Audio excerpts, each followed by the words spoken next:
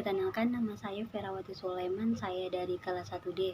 Jadi di sini saya akan membahas mengenai beberapa aliran klasik pendidikan anak. Jadi saya hanya membahas beberapa aliran klasik, hanya 4. Jadi yang pertama itu nativisme, yang kedua empirisme, yang ketiga naturalisme, yang keempat eksperiensi. Jadi saya akan membahas mengenai nativisme. Nativisme ini berasal dari kata natus yang berarti lahir, dan nativis yang berarti pembawaan.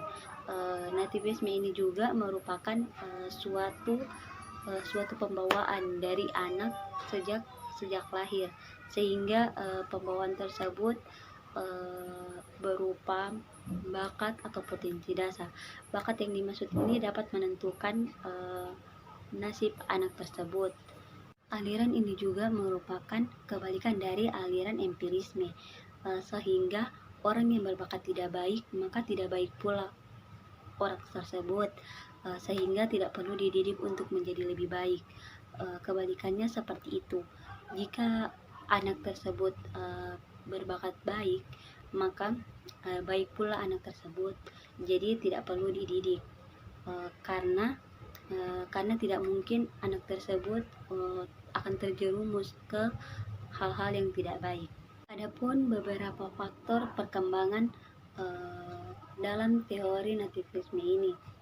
Jadi faktor-faktornya itu yang pertama faktor genetik, yang kedua faktor kemampuan anak, yang ketiga faktor pertumbuhan anak.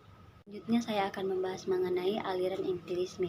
Aliran empirisme ini merupakan aliran yang lebih mementingkan stimulasi eksternal dalam perkembangan manusia.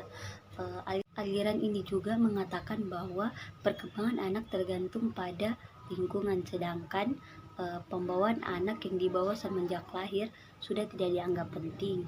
Aliran empirisme ini juga mengatakan bahwa manusia dilahirkan dalam keadaan kosong, sehingga pendidikan merupakan peranan penting yang dapat menentukan keberadaan anak. Aliran ini melihat keberhasilan seseorang dari pengalaman pendidikan yang diperoleh, bukan dari kemampuan dasar yang merupakan pembawaan dari lahir. Selanjutnya saya akan membahas mengenai aliran yang ketiga, yaitu aliran naturalisme. Aliran naturalisme itu berasal dari kata natur yang berarti alam atau yang dibawa sejak lahir. Semua anak yang dilahir pada dasarnya dalam keadaan baik. Anak menjadi rusak atau tidak baik karena campur tangan dari masyarakat. Aliran ini juga mengatakan bahwa pendidikan memiliki kewajiban penting untuk memberikan kesempatan kepada anak agar anak tersebut bisa berkembang dan tumbuh dengan sendirinya. Dalam pendidikan juga hendaknya dikembalikan kepada alam agar pembawaan yang baik tersebut tidak dicampur tangan atau dirusak oleh pendidik atau masyarakat sekitar. Selanjutnya yang keempat yaitu aliran konvergensi.